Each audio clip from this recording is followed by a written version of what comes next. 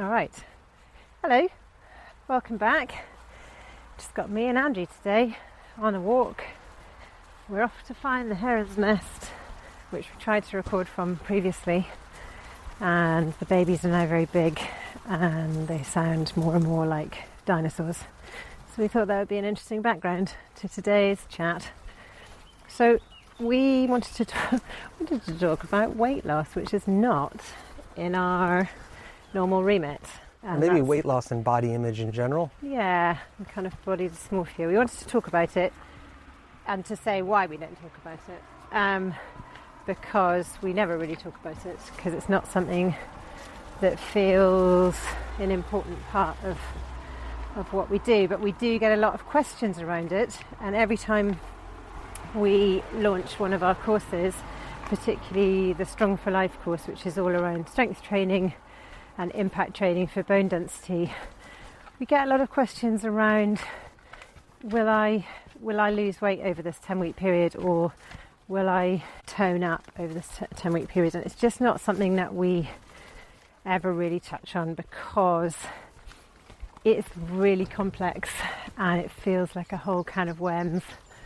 And so we thought we would open that can of worms today and go into it a little bit as to why we don't normally talk about it. Is that fair? Yeah. Okay, so I think for me, starting out, I was born in the 80s. This was Andrew. As was I.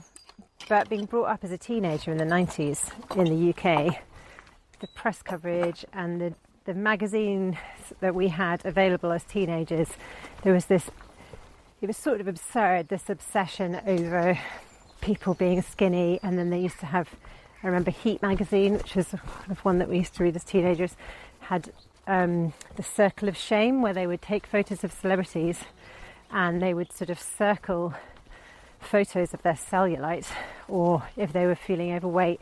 And if you remember Kate Winslet coming out of Titanic, mm-hmm. how awful the press were to her, because she was not really skinny. Yeah, there's sort of this period where if any woman had any kind of curves or any sort of like hint that they might be a female, except for perhaps breast implants, I guess, they were shamed. So if they had pretty much anything more than you'd expect on like a 12-year-old girl, it was considered, I don't know, hideous, or made to be considered hideous in a lot of the news magazines. And the UK press kind of famously awful for it and really invasive. And so for me, all of the talk around diet culture and weight loss and sort of weight management has always been has really brought, I've just felt like there was so much of it in my youth. There was the sort of Special K diet, and there were all these different diets that we tried. I was a really skinny teenager, and even I tried like these sort of diets, and it was this really important part of being a teenager in the UK. And since then I've just completely tuned out of it, but that's because, well, for lots of reasons I've been able to tune out of it, and also it just has never been a motivating factor for me. So everyone's got different reasons for wanting to exercise, and I understand that, you know, sometimes weight loss is a big part of that, and that's completely up to you. But for us, it's just not something that we talk about. Yeah, can I jump in on something too? Because like, I think one of the things we want to emphasize is this is nothing new. I think a lot of things that changed perhaps in the 70s going into the 80s, going to the 90s is maybe like the ubiquity of certain kinds of media, and then obviously the explosion of the internet, which we'll talk about later. But obviously, you know, we can go back and look at old newspaper clippings, you know, from the 19th going into the 20th century, and we can see all these different ideas of beauty. And I think, you know, one of the things we're going to talk about is ideas of femininity and ideas of masculinity, and how sometimes they change over time or they don't change over time, and also what they're meant to signify, how people look. And then also sometimes how, I guess we can also think about this idea of control, which we can talk about later as we talk about perhaps orthorexia or bodybuilding or body dysmorphia and things like that. That sort of feeling that one has control over their body. But then also how people can sort of project their own preferences onto other people as a form of control as well. So yeah, it's nothing new and it's been around, but I think if you were growing up, perhaps in the 80s onward, you would have had much more, MTV, you would have had access to cheap magazines, and then if you're like us, then you kind of came into the internet and the explosion of internet culture, which we can go into more depth. It's just, I feel you're much more inundated with a lot of this now, and it obviously fluctuates with how old you are, whether you're not in high school, whether you're a man or a woman. All these things are different.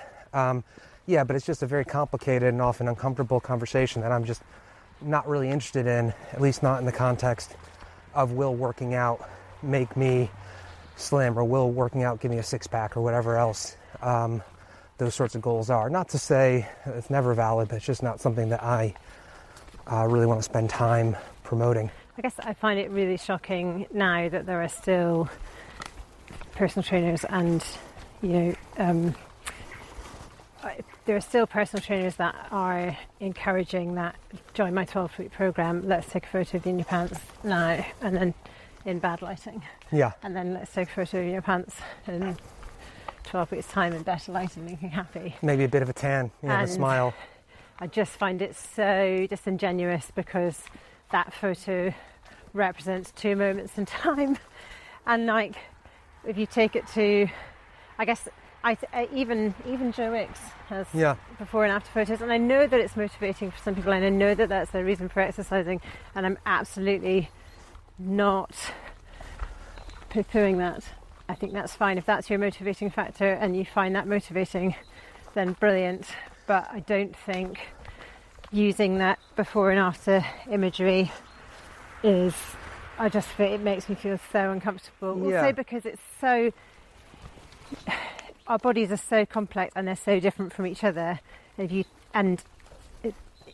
you're not giving people, you're not there 24/7 holding their hand and helping them with all of the other lifestyle factors, exercise alone is only one part of this big picture. Yeah, I guess to jump back in the before and after photos, because I worked in a gym for years. I worked in a few different gyms.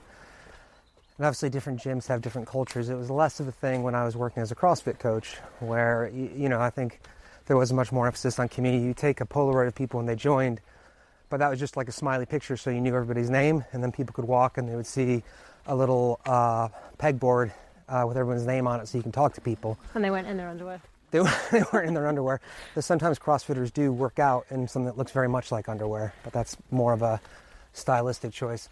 When I worked in more of a traditional gym, which did have that sort of before and after thing, and we were always sort of getting pressured from management to say, hey, you should do more before and after pictures with your clients, which I never did because I was never interested in it. I always felt uncomfortable. That's also never what I promised people. I never promised people that I would get them shredded. That wasn't, and different coaches specialize in different things. There are coaches or personal trainers who might specialize in body transformation or weight loss cuts, things like that. And I think it obviously depends what sort of pressures are on people. Going back to what you were saying about motivation, if you are someone, who does have a goal of weight loss, like I'm not saying that's bad. And the same thing, if you're someone who has successfully had some sort of body transformation that you're proud of, that's good. Especially if it's something that came internally and it's something that you sort of used it as a guiding light to bring some focus or attention in your life, that's fine. But for me, what always felt very uncomfortable is when we were asked to approach clients, especially when they were first new, and you think of how vulnerable people are when they first come to a gym. They're in a weird environment. Maybe they're wearing kinds of clothes they've never worn before. There's a bunch of unfamiliar machines. They probably feel hyper self-conscious. And then to take that person and take a picture of them, even if you do it in a private room, it's strangely intimate. And it feels like you were really taking advantage of people while they're already in a vulnerable place. And then you're going to be posting those pictures up. And like Gill said, there's a lot of trickery in the photography and everything involved in that. And I guess another thing about this idea of whatever is before and after photos or transformations or things like that is, a lot of fitness marketing is sort of based on the idea of pain points. And I don't even know if it's psychologically true. I've never really found it very compelling. But it's sort of this idea that people won't act. I think the exact line is, people won't act until the pain of inaction is greater than the pain of action. So what they'll often tell people in marketing is to press on the pain points. What are the things that people feel uncomfortable about? And I remember actually sitting in a sales meeting. I just thought about this. I remember sitting in a sales meeting when I was working at a gym, and the sales manager was telling us this. It's like, look, you have to hit people's pain points. Like, if it's a woman in her 40s, what is she afraid of? It means she's afraid she's not attractive anymore. It means she's afraid that her husband doesn't love her, and her husband might have an affair with a younger woman. So how do you push on those points to get them doing it? And that was the exact I left the gym shortly after that, but that was the exact language that he was using, this idea of pain points. And he realized that people are so vulnerable when you play with things like body image. So also when you get these people to do these before and after pictures, it's, it's a form, I guess it's a form of coercion, but it's also like, it's taking advantage of someone who maybe doesn't have all the faculties, or the defense mechanisms they might be if they were in a better place. So the interesting thing about pain points, and it just kind of feeds on our anxieties, it's so different from when you read any of the sort of behaviour change literature. Yeah. Which is all about finding sort of opportunities that exist around you and your capabilities, and creating these possibilities out of that. Yeah, sort that's a really good point. The anti pain point.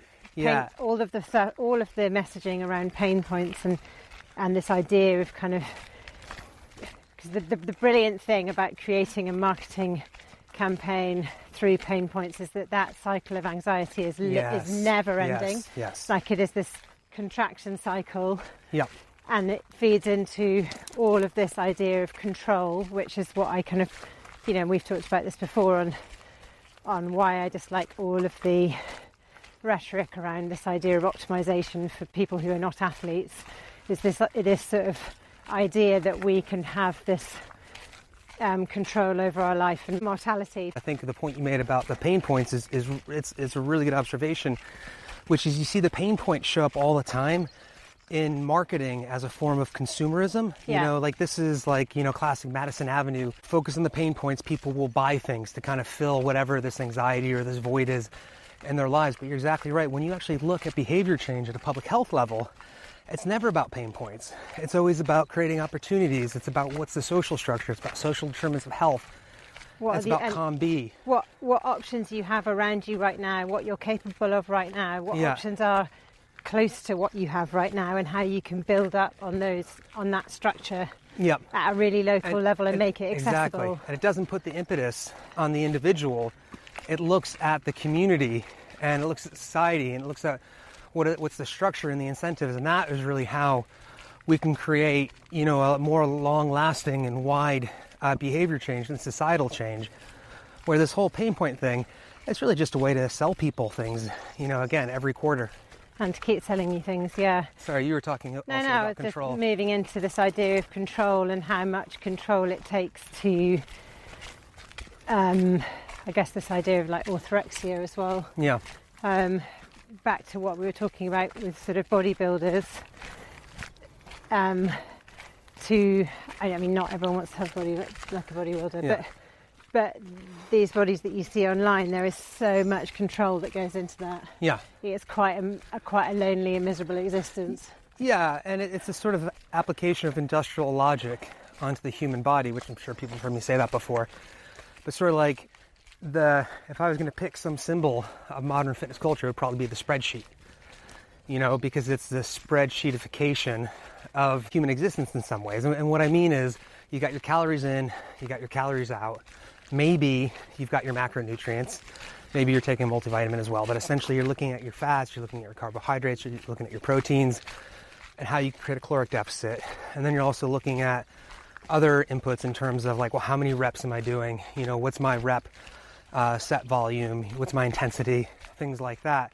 And you lay that down, and I understand the allure of that, because if in other aspects of your life you feel like you don't have control, you can look and say, the scale's going in the right direction, or I'm getting stronger, or my body fat percentages are going down. And I understand why people want that sort of tangible feedback on what they're doing, because I think so often in people's lives, they don't always see that connection between effort and getting something. Maybe you've been working the same job for 20 years. Maybe your marriage isn't going well, whatever. So if you can go to the gym and you can see that the numbers are moving in the right direction, it is a form of sort of establishing control. And I think that can be powerful. But then, you use the word orthorexia, and orthorexia, it's not full on anorexia, but it's this idea where you start to get these almost disordered or exaggerated beliefs about eating, often in an attempt to exert more control, and you start sort of adding or attributing these sort of moral values or ideas of hygiene to different kinds of food. Carbs are bad, protein is good, fats are bad, greens are good, foods of this pH are good or bad. And then you start to develop this anxiety where all of a sudden, if you don't have access to the foods you need, or if you're in a social situation, someone asks you to eat a cupcake for their birthday, or you go to your grandma's house and she asks you to eat this dish and you normally don't eat that food, it can create all this sense of anxiety because it's sort of taking away these coping mechanisms that make you feel like you have control over your life. And you really see that in bodybuilding. Bodybuilders are often really, really bright people. Often they're engineers or professionals, and they're really, really bright. This stereotype of bodybuilders being big dumb oafs is very rarely accurate.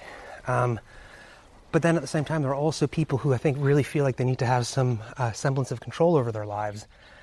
And that's not necessarily virtuous. This idea that there's virtue in planning out your meals 2 weeks in advance and putting all your meals in Tupperware and getting all your macros just right at the expense of other things around you, I don't think that's true. And again, that's one of my problems with gym culture, is they say, oh, well, if you want to lose weight, you should do this and this and this. But that's just not accurate. And it's not, people aren't bad if they fail to do that, because it's not realistic, and up to a point it's sort of antisocial. So again, it's this idea of setting up false expectations or asking the wrong questions. Yeah, I think for me it sort of feeds into, and we're going to do an episode on this, but it feeds into that the sort of marketing messages, and like where is the money, follow the money. And often the most nefarious messages around health come through this version of marketing which just preys on our insecurities and just kind of feeds into that anxiety cycle, which the whole fitness industry has built itself up on and made billions of dollars on.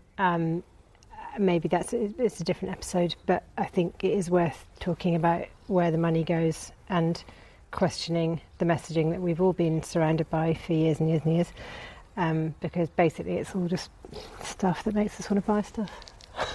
Yeah. Hi guys, buy the Wild Strong course. Yeah, anyway. I mean, I think about all of the things required to lose weight, and I guess I always think about the difference between your body and my body and how differently we respond to things.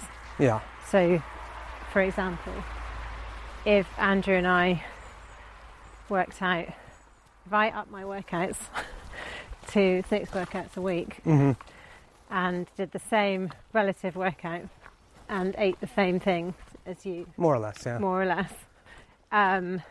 you would see a difference in my body within about a week and a half. Yeah. And yours less so. Less so, yeah. Gill gets pretty jacked pretty easily, in that, like, if you've been working out for 2 weeks straight, you see it in your shoulders and your arms and everything very quickly. Yeah, and it's really unfair because it just, I don't know, for whatever reason, my body just responds really quickly to these things. And yours. Yeah, and I guess we can talk about this because it's sort of complicated and it's hard to quantify as well. But I was also thinking that when we met, way back when. Yeah. Back when we were just children. Yeah. Of 30 years old. Mm-hmm. You were a single man. Yeah. Previously, and we didn't have any children. And then we just got together, and Andrew was working in a gym. How often were you working out? I'd say I was probably working out 6 days a week, probably about at least 2 hours a day.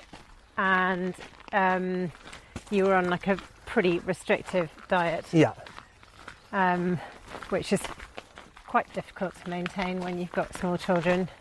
Yeah. And like a normal life. Yeah. Would that be fair to say? I think that's fair to say. You sort of have to decide what's important, and it's important to have breakfast and dinner with your children and for them to see you eating more or less normal food and not to be weird about stuff, not to have like any strange hang-ups or orthorexic beliefs about food, and not to stigmatize certain kinds of foods as bad, etc.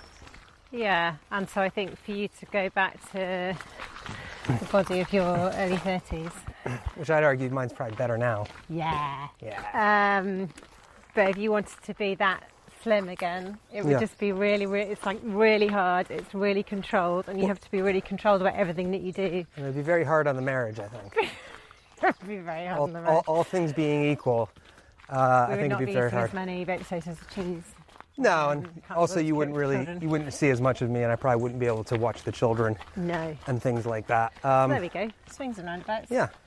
And I mean, it's one of the things I kind of want to talk about is like, there are just different body types. People do have different body types, and some of that is a reflection of whatever behavior environment at childhood.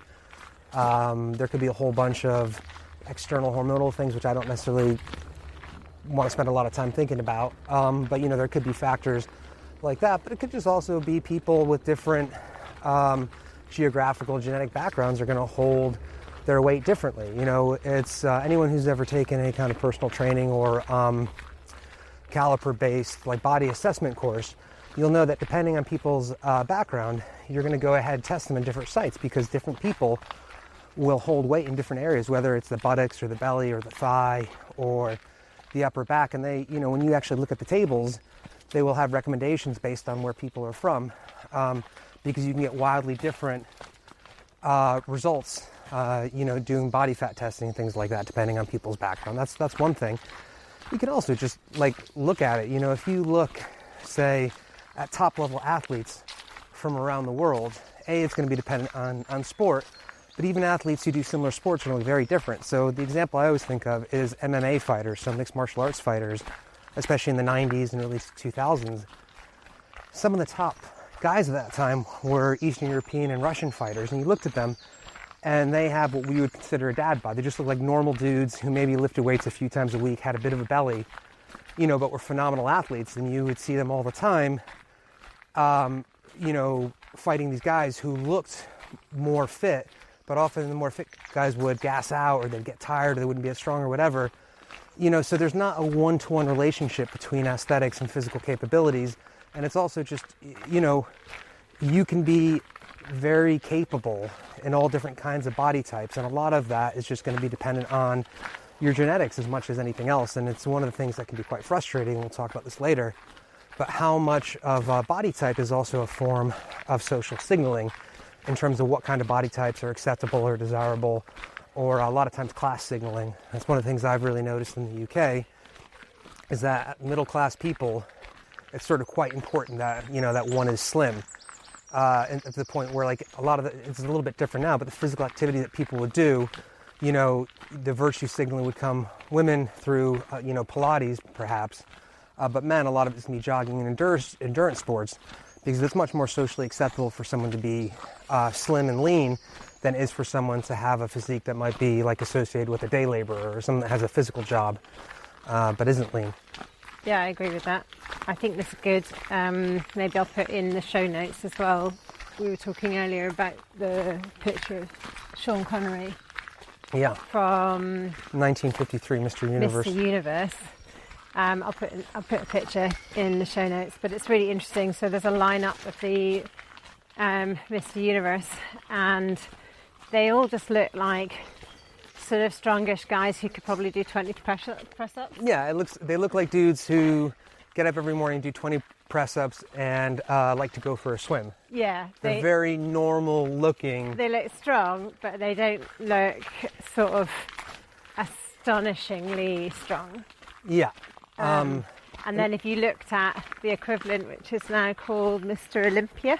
Yeah, Mr. Universe is still around, but the premier bodybuilding event is probably Mr. Olympia. Mr. Olympia now, and you looked at the pictures of that. I mean, it's like a whole different species world of muscle. Yeah, and I guess we can talk about this, sort of what is possible, what is realistic, and perhaps how warped our sense of normal has become. especially in the last few years, and there's lots of examples. Probably one of the most famous examples is Hugh Jackman, who plays Wolverine in the X-Men movies. I can't remember when the first X-Men movie came out. Let's say it came out around 2002 or so. And he was much younger, obviously, back then. And you look at him, and he just looks like a normal dude who maybe does a few push-ups.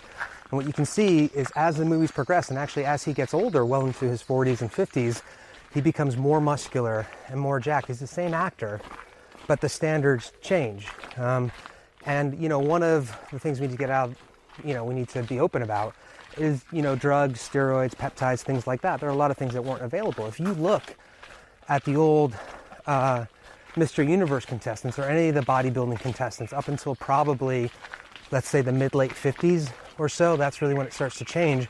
That's when anabolic steroids started to become more mainstream and readily available. So at first you had synthesized testosterone, but then you actually start to get a lot of these, you know, steroids like Dianabol and a bunch of these things, Tren and all these ones. And all of a sudden you just have these physiques that were literally not possible unassisted. You know, they're these physiques that didn't exist. If you look at some of the bodybuilders like Eugene Sandow or something, who up to the mid-1900s would have considered to have the best physique of all time. Again, he just looks like a normal guy. He looks fit and he looks lean, but you wouldn't even raise an eyebrow if he was walking down the street nowadays. And this is true all over the place, but the standards have become so warped. And, you know, I think the standards have always been perhaps less attainable for women. And I think because a lot of the ways in Western culture and modern times, people signal femininity is through being small and tiny and thin. You know, thinness has always been this important signifier, at least in modern times. Slightly helpless. Yeah, maybe slightly helpless as well. Like sort of that, like not taking up space. Not taking up space, and that's kind of the common refrain, is that men trying to take up more space and women trying to take up less space, which I think is a pretty good heuristic. So women, you know, like caloric restriction is obviously how one gets smaller, and there have been diet pills and all kinds of things forever, but there have also just been various starvation diets, whereas with men now, we're at the point where you can no longer, 99.9% of men can no longer gain the physique that would be considered desirable without the aid of some sort of, testosterone or steroid or things like that. And the thing that's extra frustrating is you have this culture that they call natty bodybuilding culture online, where it's generally just influencers who use slightly less or slightly more precise doses of steroids to have these physiques that look like they're attainable. But everybody knows that the whole joke is this idea of a fake natty. And you know, again, to your point as well, these also aren't realistic depictions of what these people look like all the time. Most bodybuilders look like big, strong, I'd say quite beefy dudes most of the time, but they only look like bodybuilders in the months running up to their competition. And they do all kinds of starvation, dehydration. They use a whole bunch of different drugs and stimulants and appetite suppressants and weird things like glycerin, all these different things to improve vascularity and striations. And it's just this physique that literally doesn't exist except for like a 1 hour period around the shoot. And then these guys collapse. You know, a lot of times people die during prep. They have all kinds of issues with long-term eating disorders and things like that. It's very, very stressful just so they can project this sort of ephemeral image of strength and masculinity that is just completely an illusion. For this one moment in time. Yeah. I think also there's, on the less extreme end, bodybuilders pretty extreme. On the less extreme end, fitness influencers as well. I know that when we lived in Southeast Asia, we were living in Chiang Mai. This is, 15 years ago? Not quite. Well, yeah, I guess starting up to, let's say around 2014, 2015 at the beginning. Yeah, and we were kind of there right as all of this kind of the stuff that has become mainstream crazy wellness stuff now on the internet, like drinking your own urine and bleach, or and the anal sunbathing in the sun, that the kind of stuff. The red light on your scrotum, all these things that are ostensibly real, and then gut microbiome, which obviously does have has a scientific base behind aspects of it, but they always take these things that sometimes have a kernel of truth and they exaggerate them and sort of turn them into a parody of whatever the science says. But that was in Chiang Mai 15 years ago, and it was interesting to be around at that time because we were meeting all of these people who were travelling through Chiang Mai and they were very into fitness and wellness, but they were all really stacked in a way that I think now if you saw them you'd realise that there was something else helping them. Yeah. But then it was all quite new. Yeah.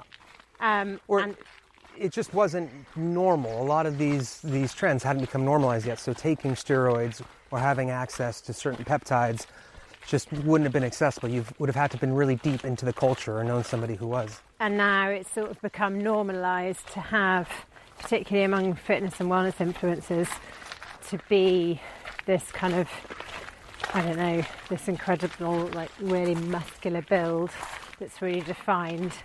And a lot of that, maybe not all of it, but a lot of it is not just done on exercise and calorific restriction alone, which is kind of interesting to think about from all the images that we're surrounded with on social media.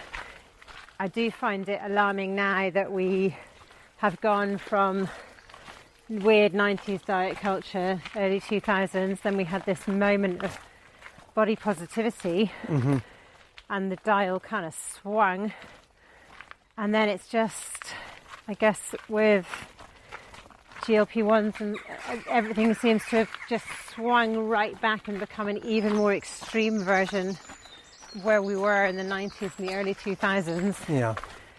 And it's pretty terrifying. About, what was that stat you had the other day? Like 1 in 8 Americans are on? Yeah, 1 in 8 Americans are on some form of GLP-1, like Ozempic.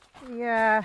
And it's really, I don't really spend much time online, but somehow one of the things that broke containment was the most recent Oscars. I think so many people were talking about just generally how gaunt and skinny so many celebrities looked. And I think it was really shocking for a lot of people to all of a sudden see these celebrities who they've known, some of whom were quite vocal about body positivity now, who, quite frankly sort of look unhealthy. And I guess that's the other thing too that's worth talking about, are these weird bubbles, these communities of practice, or these little communities that people live in that can normalize things that outside of that context looks quite weird. So like bodybuilders generally look weird. If you look at a Mr. Olympian or Mr. Olympia participant. If you see them out in the wild. Yeah, or if you see them next to each other. They don't even, if you see them next to each other, they look objectively weird. It's not a body type that most people would find desirable. It's a hypernormal version of masculinity that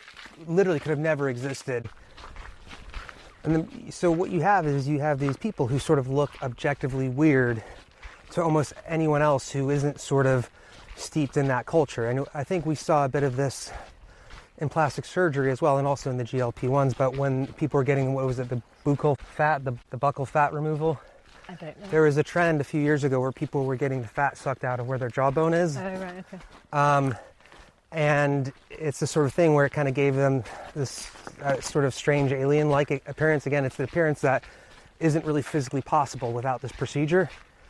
And it's just the kind of thing where when people spend a lot of time in the gym, or they spend a lot of time in CrossFit, they spend a lot of time bodybuilding or doing whatever, and you could say the same thing in yoga regarding other practices, or if you live in a community that has any sort of what might be considered extreme beliefs on anything, that will suddenly feel like it's normal because that's who you're hanging out with. Yeah. And you and then when you go and interact with other people in the wider world, you're possibly a little bit weird. Yeah. Because you've been steeped in whatever it is you've been steeped in. But then the thing is there's sort of these two inflection points where I think culture really changed.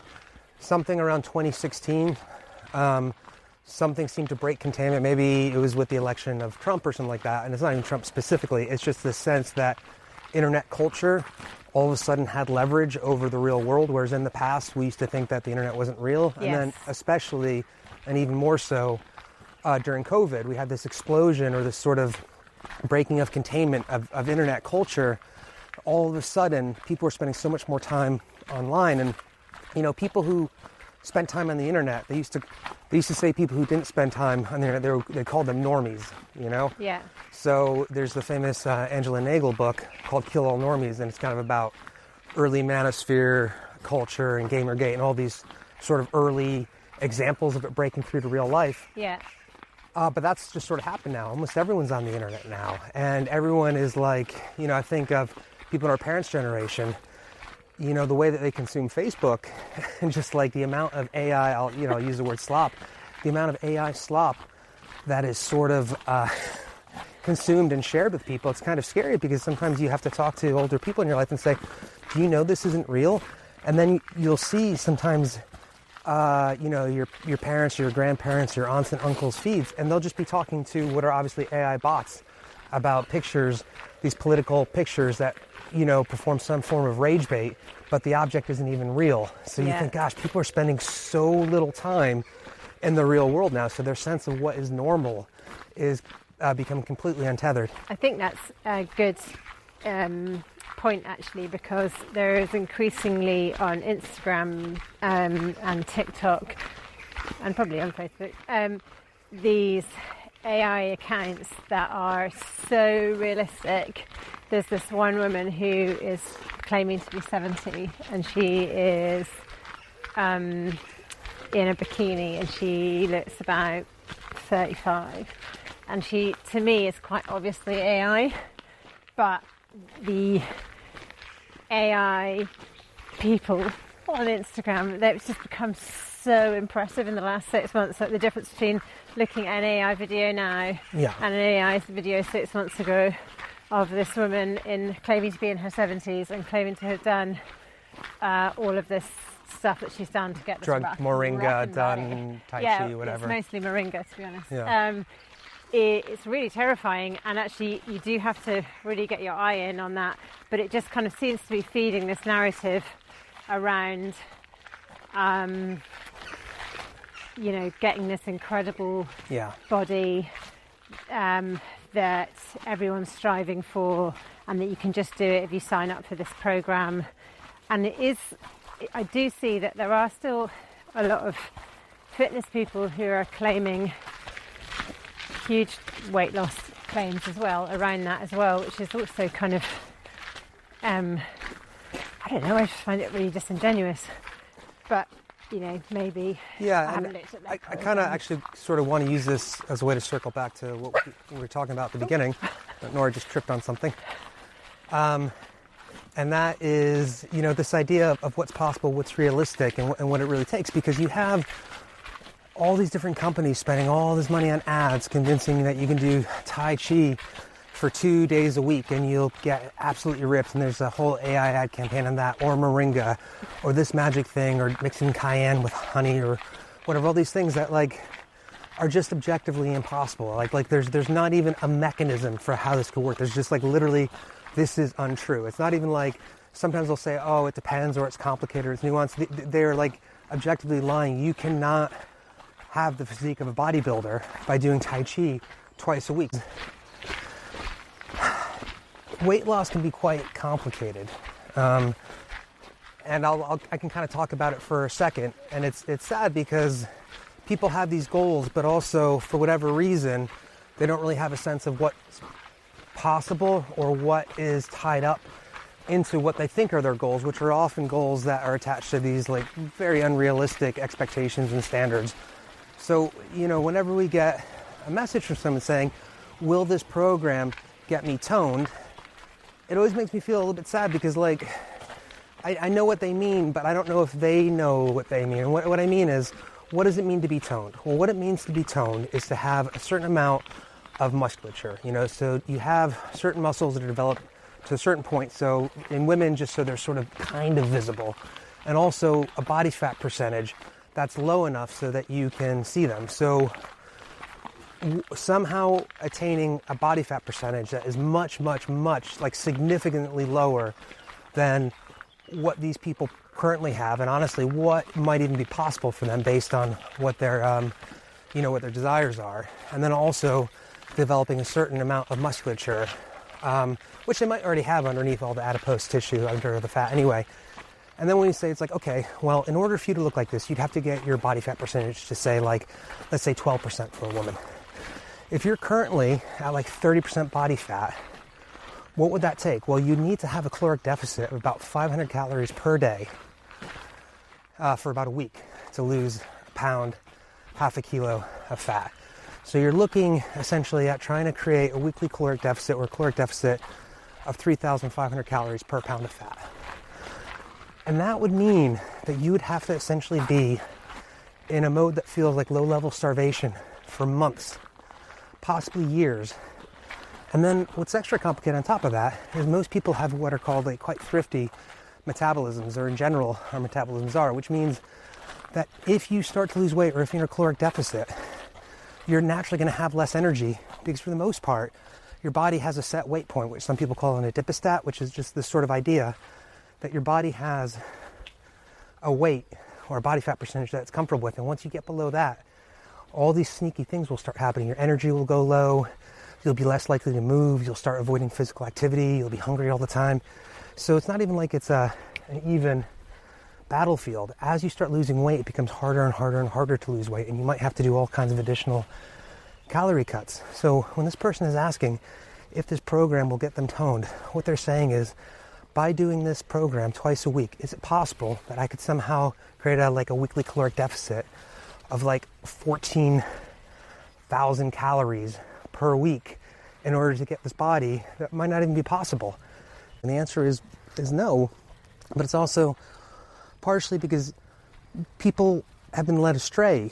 You know, they've been led to believe that certain things are possible and it's going to be easy.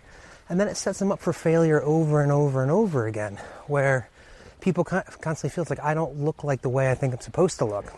And I think that's one of the issues with focusing on aesthetics and fat loss. We've already said it's ephemeral. It's very difficult. It can be really dispiriting. You often don't feel good. The actual process of trying to lose that weight is really, really difficult. You know, and I think sometimes people are asking the wrong question. For me, it'd be much more beneficial if we could create a narrative where instead, you know, we could look at focusing on capabilities instead and actually be able to focus on the things that are important to them, like going out and hiking and spending time with their friends and traveling and feeling like you can participate in the world around them, which I think is much more powerful in the long run than focusing on weight on a scale or, you know, a body fat percentage or whatever. Yeah, so I do think there's something around, I think there are quite a few programs on the internet on social media that purport to, help you tone up over whatever, 10, 12 weeks or something.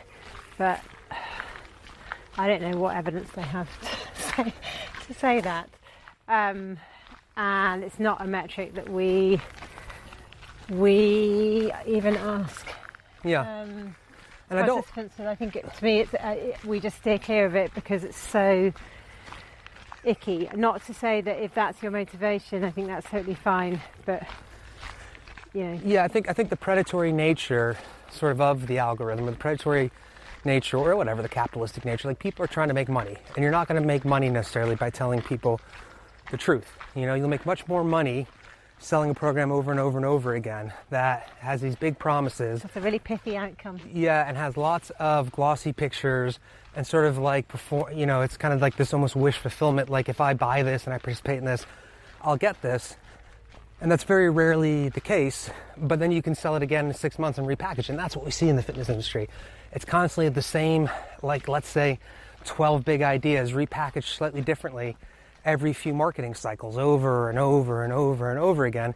Because, like with a lot of this stuff, we're not asking the right question. It's a form of solutionism that is not asking the real questions. It is just sort of presenting this one sort of pat, fantasy that's just not really even fair, especially given the society we live in, and, all kinds of complications regarding nutrition, access to nutritious food, access to calorically dense versus nutritiously dense food, opportunities for physical activity. Yeah, access to a support network that would enable not working a full-time job. Yeah. Going back to this again, it's like, there is a point in my life where I was something that was approaching lean, but it was pretty much entirely artificial because it was like propped up on this thing of me being single, having extra money, working at a gym, being able to work out days a week, having a service where people would prepare these special gym meals for me so I could hit all these macros and everything. And it's not realistic in the real world, which is not to say that change isn't possible. Change is possible, but I think we need to perhaps ask better questions and questions that are grounded in reality. Yeah, so there we go. That was a good old ramble, wasn't it? There you go. Bam. That's why we don't talk about weight loss on any of our courses. Or nutrition. Because it's not really our game. Anyway, hope that was in some way useful. Pretty rambly. Yeah, you may have heard a pig at some point. We passed an electric fence. Pigs, a dog on an electric fence. 2 ponies. 2 ponies. A busy road. Busy road. A lovely little stream. Yeah. Anyway, we'll be back soon. Next week we are back with, or you're back with, Erin. Yep. Elu. And that is a really excellent episode. Very good. Okay, see you soon. Bye.